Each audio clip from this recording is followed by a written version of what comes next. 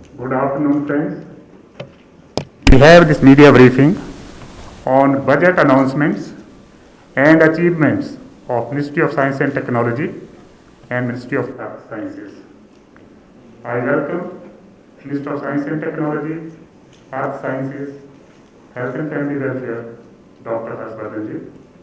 We have with us Secretary Science and Technology, Professor Ashutosh Sharma ji, Secretary Earth Sciences, Dr. M. N. Rajivan ji, Secretary Biotechnology, Dr. Renu Swarup ji, Secretary DSIR and DGCSIR, Dr. Shekhar Mande ji.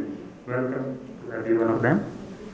I now request the Honorable Minister for his opening remarks and the presentation on the budget, please.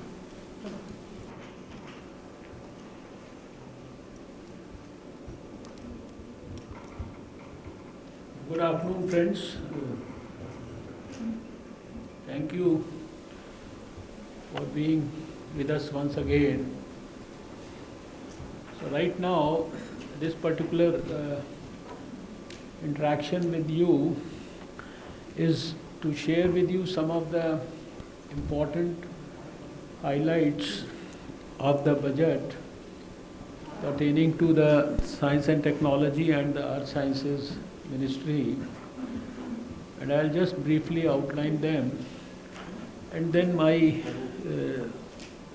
four secretaries of the four departments associated with this ministry: DST, Professor Ashutosh Sharma; Biotechnology, Dr. Renu Swarup; CSIR, Dr. Shekhar Mande; and Earth Sciences Ministry, Dr. Rajivan. They shall also briefly share some of the important achievements of the departments in the recent past. So, first of all, we have to, on behalf of the Science Ministry, thank our Prime Minister and of course the Finance Minister. Both of them had been very kind to our ministry, and we have seen that the Prime Minister has always been very passionate about promoting science, helping research in science, and strengthening all the projects in science. So, first of all, let me tell you that overall, combined, put together in our Ministry of Science and Technology and Earth Sciences, this year there has been a 30% increase in our budget allocation for 21-22 as compared to the RE of last year, that is 2021. And if I have to talk about it department wise, I would say that the increase in DSIR has been 22.87%. In DST it has been 21.14%. In DBT it has been 52.28%. And in the Ministry of Earth Sciences it has been 45.93%. Then the total budget estimate for the Ministry of Science and Technology as well as the Ministry of Earth Sciences put together for 21-22 is 16,695.36 crores. Can we have the next slide, please? Then these are some of the important announcements that have been made in the budget, and they are all very important announcements. There is a budget allocation of 50,000 crores over the next 5 years for the National Research Foundation. I'll talk a bit of detail about it when we come to the next slide. Then there is an announcement about the launch of a deep ocean mission with a budget outlay of more than 4,000 crores. This is something which was long pending, and we had been working for it over the years.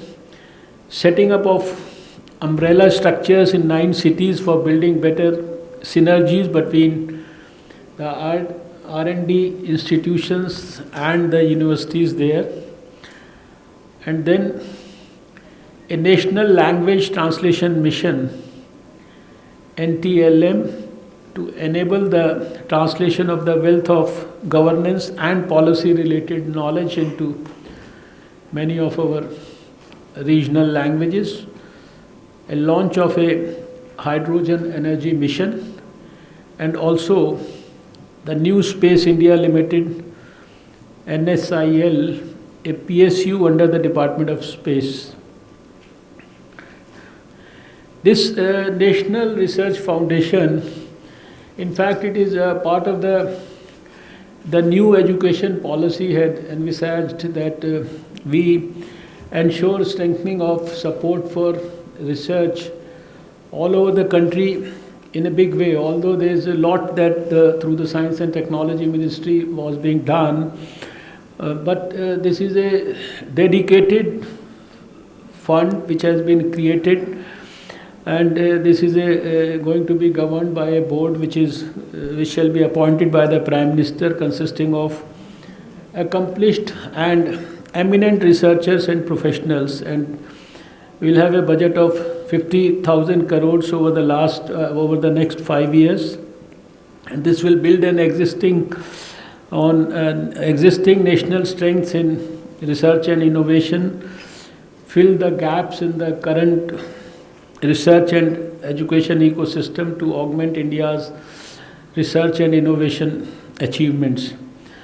The primary aim will be to seed and grow research at the state universities and colleges where research is either currently in nascent stage or it is either absent.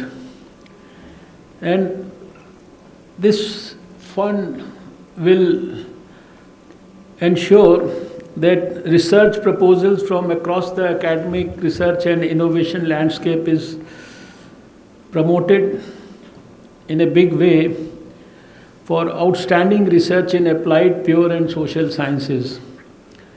This will also create a central clearing house for the collection, interpretation and analysis of information and data surrounding all research being conducted in the country. The idea is that all research pertaining to a particular subject, we are able to develop good quality synergy between everything, sharing of information between the various researchers in various institutions and places, and ensure that there is optimal utilization of that research to produce good quality outcomes. Next.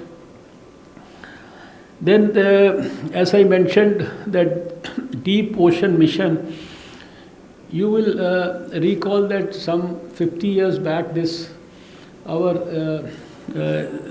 ISRO was created, and activities with research in space, they were all part of that mission.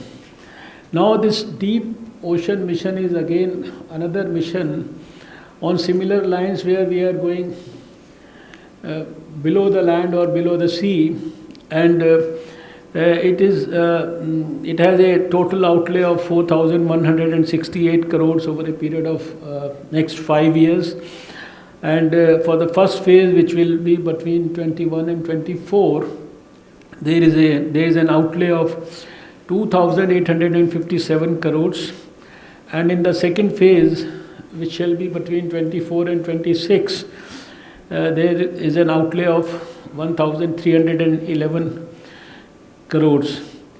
This is to ensure that there should be development of technologies for manned submersible for around 6 kilometers, that's about 6,000 meters, deep sea mining, development of ocean climate change advisory services, exploration and conservation of deep sea biodiversity, deep ocean survey and exploration, energy and fresh water from the ocean, and also advanced marine station for ocean biology.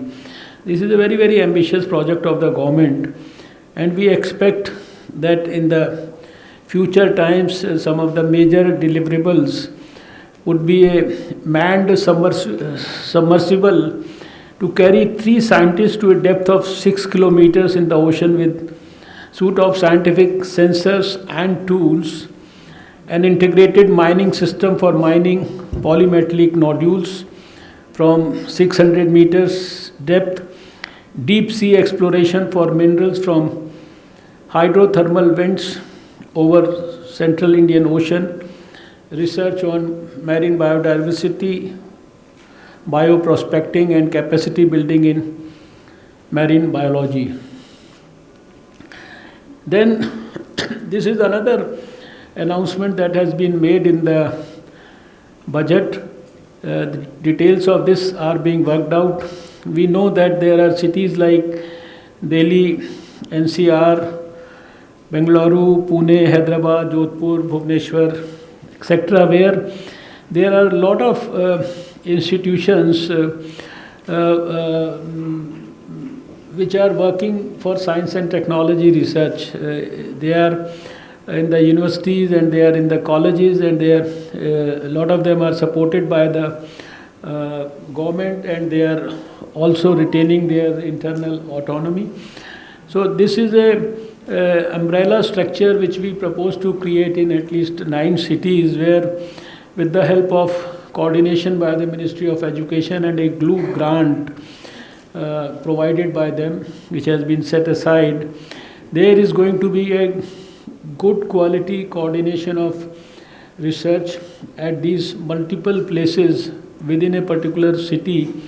And there is a proposal where 6 pilot cluster frameworks have already been initiated with the support from the office of the PSA in cities that already have a critical mass of science and technology focused organizations and institutions, apart from well developed diverse industries.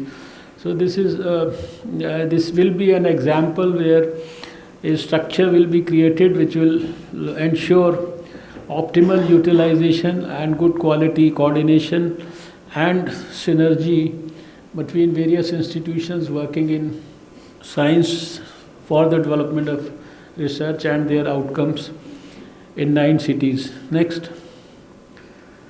This is again 10 biotech Urjit clusters to complement and enhance the translational and commercialization potential of inventions and innovations coming out of academic research activities. They are being established. Then collaboration amongst the universities, national research labs, industry, incubators and startups. And of course, these will provide and promote and ensure seamless translation of knowledge from laboratory to market.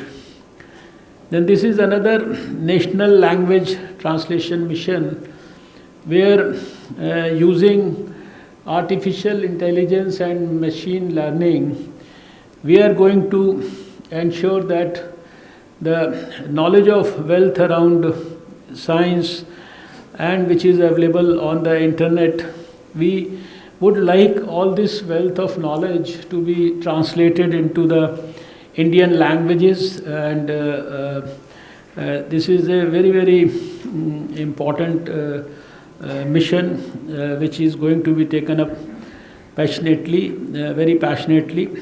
And already DST has launched a separate program to create a science and technology Wikipedia in Hindi and other regional languages.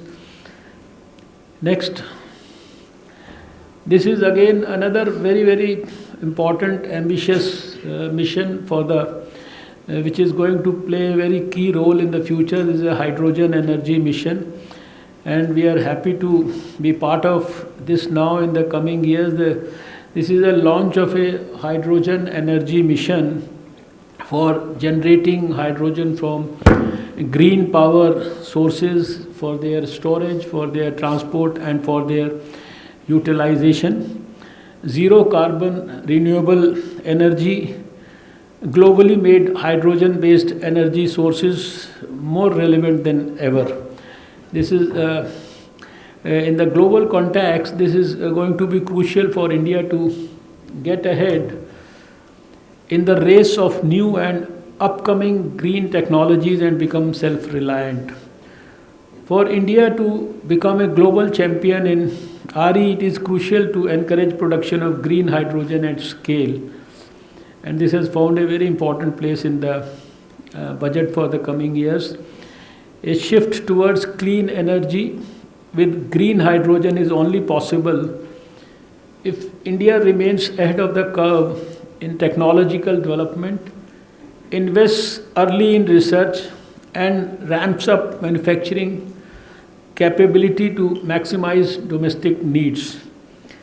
The mission is to be implemented by the Ministry of New and Renewable Energy, but two of our departments, DST and CSIR, are going to contribute significantly for the success of the hydrogen energy mission. When our colleagues from these departments talk about our achievements, they will let you know what has already taken place on this issue. Then this is about a new Space India Limited, a newly formed public sector undertaking. New Space India Limited under the Department of Space has been allocated 700 crores.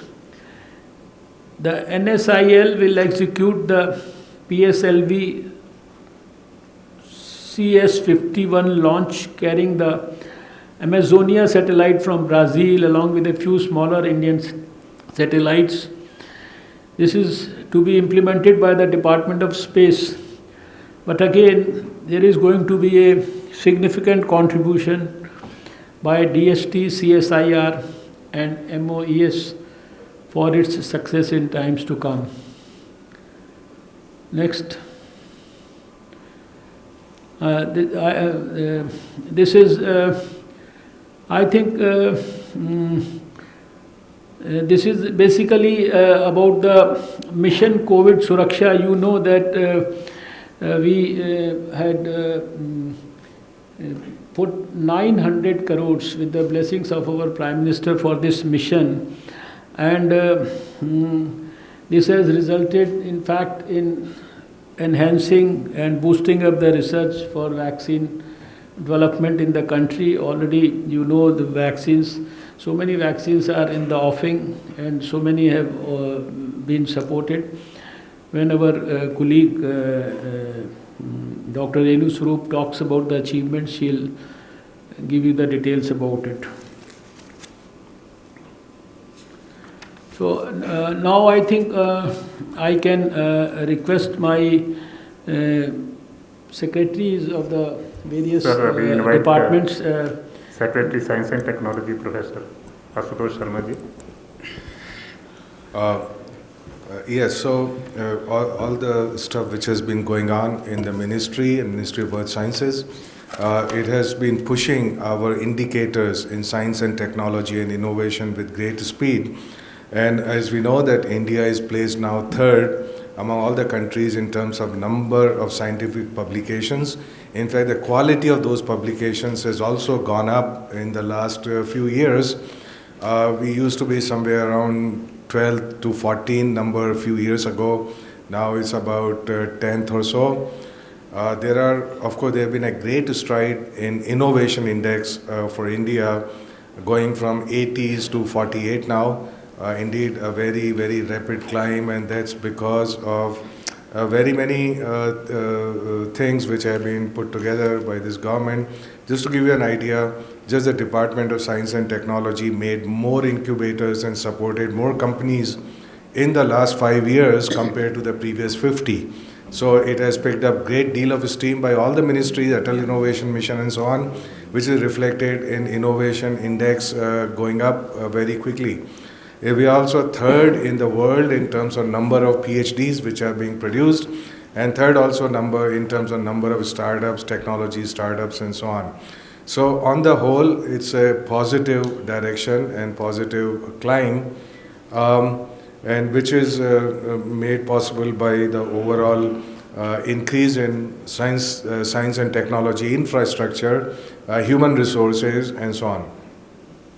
Now I'll just very quickly come to some of the successes of Department of Science and Technology, which despite the constraints of COVID-19 have been able to fulfill not only all the objectives but set up new things as well.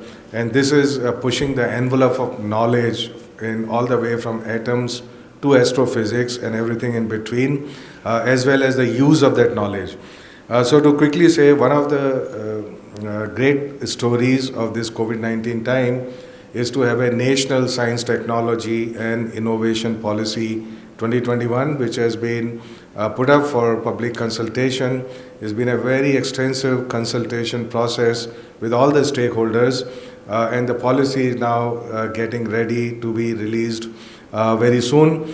Together with that, which is an overarching policy for science, technology and innovation, 3 more policies have been in the offing during this time, which will also be released very soon, that they are nearly ready. One of them is scientific social responsibility. The other one is on infrastructure, creation of infrastructure, maintaining infrastructure, sharing infrastructure, and so on. And the third policy is on the geospatial data, its acquisition, its use, its sharing.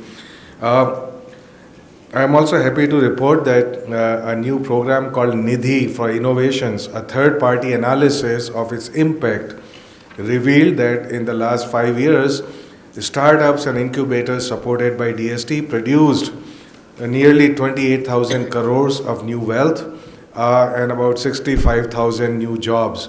And this is, of course, startups, once they mature, they get successful, then their impact gets much bigger as they come out of the incubators and do all of that. In the National Supercomputing Mission, I'm also happy to report that 3 supercomputers of petaflop ranges have been established. Whole lot of that design and assembly happened in India. There was a course correction in National Supercomputing Mission, which is instead of importing supercomputers, that more and more of their content is being made indigenously. And these 3 plus 3 which have been established are examples of that. 13 more are going to be established this year. And so it's going to take off. It has finally taken off in a big way. 3 Sathi centers have been established. Every year 3 new would be established.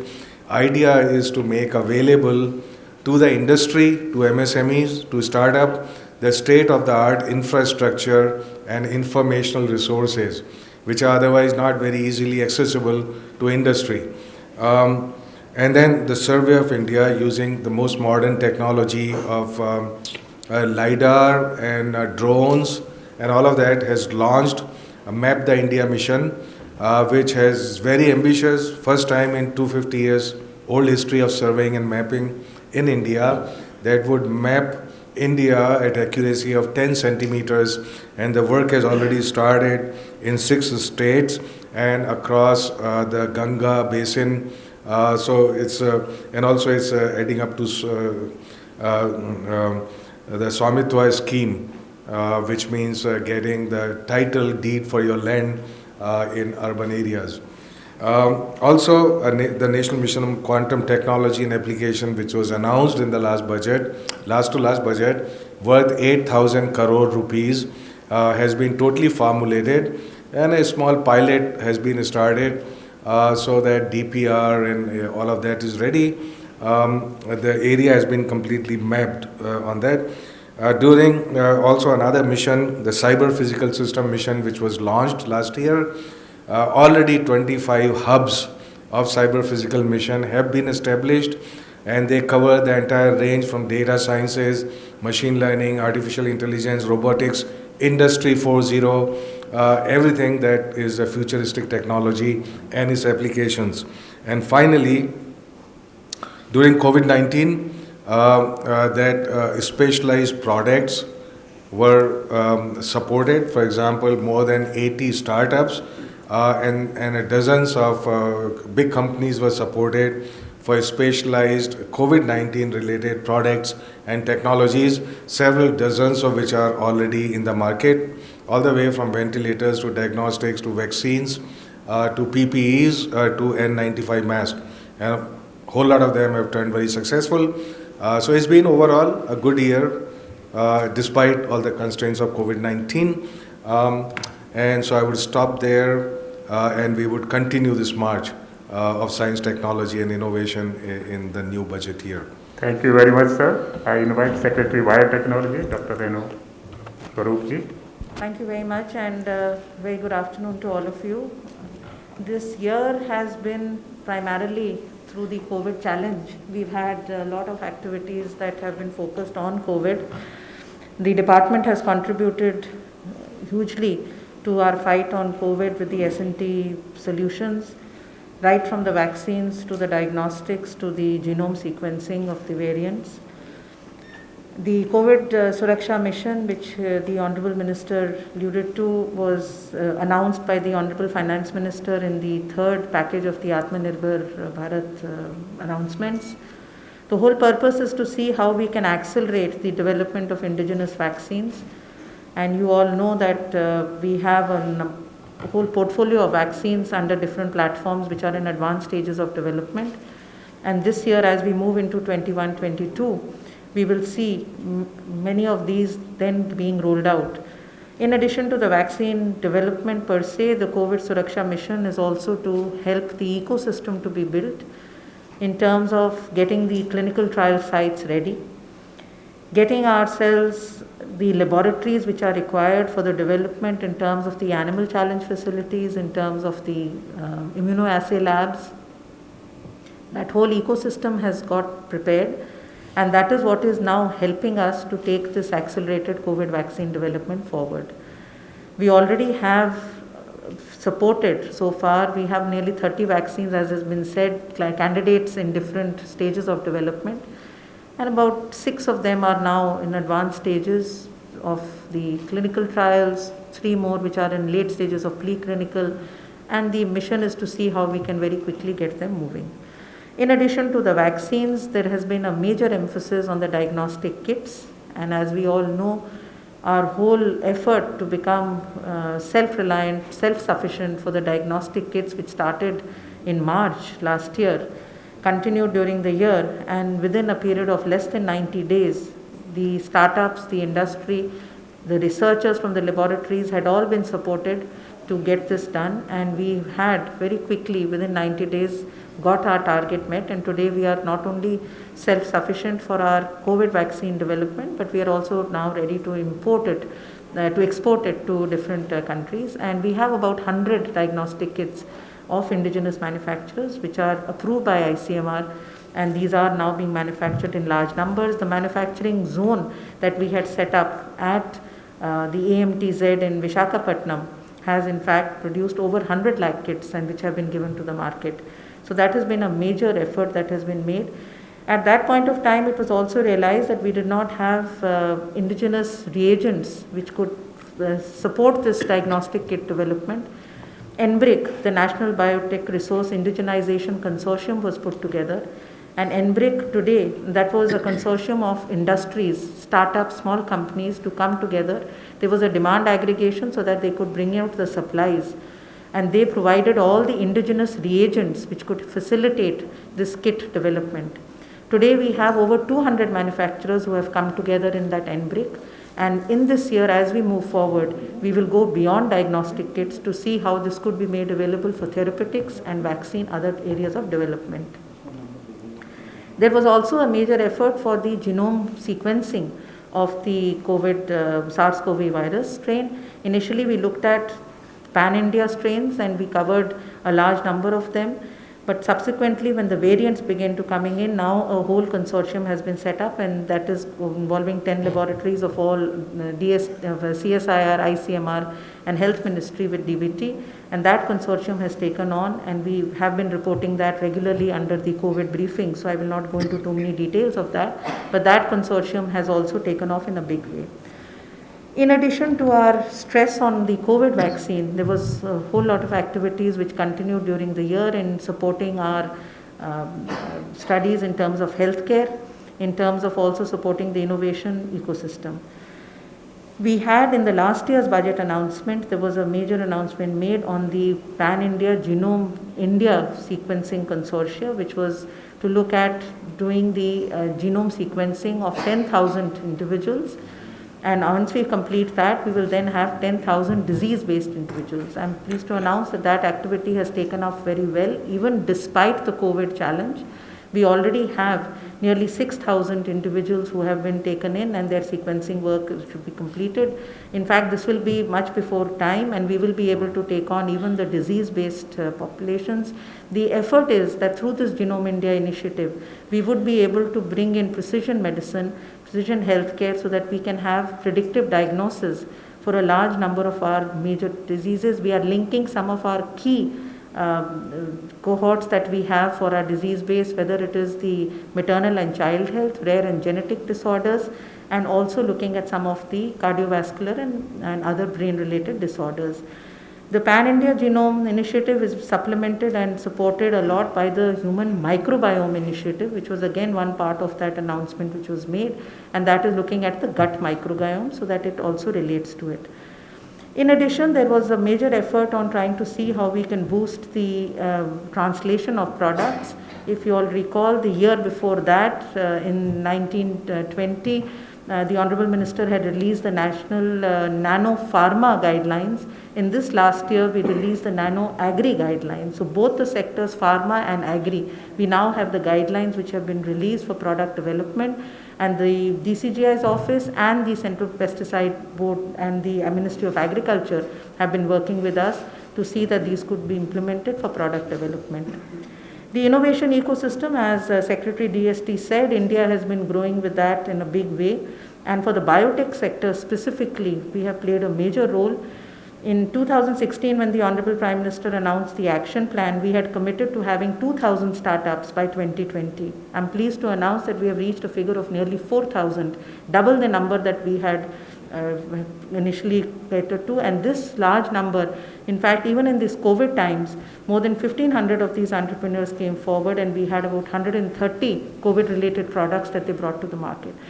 These startups are being supported, this innovation ecosystem is being supported, and as we move forward, in the last budget announcement, you all would have heard there was a special announcement made to set up technology clusters. That is being taken forward so that we can help these startups to grow. Already, we have, in fact, just 75 startups have shown a valuation of more than 3,500 crores through these investment schemes which have been made. So we are hoping that this will be a major change, and we will be able to push this as we move forward. We have also tried to support the agriculture ecosystem by taking up the National Genome and Genotyping Facility, which was for crop genomics and genotyping and phenotyping.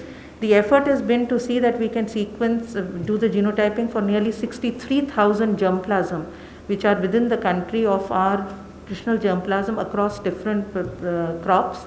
The effort is that we can have pre-breeding material available, which can be made available to the ICR network and other farmers, so that we could get improved not only productivity, production and productivity both.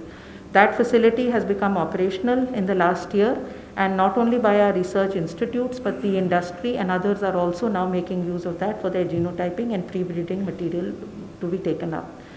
There was also a major effort in the last year, in addition to this, on clean energy technologies and on healthcare programs. We launched a major mission on AMR, antimicrobial research, and we also launched a major mission on affordable artificial intelligence for affordable healthcare. These missions were in last year on 26th of February, which is the foundation day of DBT, the Honorable Minister announced the Atal Jai Anusandhan missions, biotech missions. So these 5 missions were announced under that, and they were taken forward during this year. We have also made a major effort on promoting the human resource development, which is so critical for the biotech sector. In addition to the undergraduate, postgraduate, JRF and RA programs that we have been supporting for many years, which have built a critical mass, and we nearly have 5,000 such students and researchers which get supported, we have also started a major program last year on Skill Vigyan program, under which components related to the technician training, the teachers and faculty training, entrepreneurship development, and also looking at how do we give them alternate related career paths in their skill vigyan have been supported. This we are working through the state governments, through the S&T councils. Already 9 states have been supported, and in this coming year, we are hoping to cover every state and union territory through this Skill Vigyan initiative, which will involve a major number of institutes as we move forward.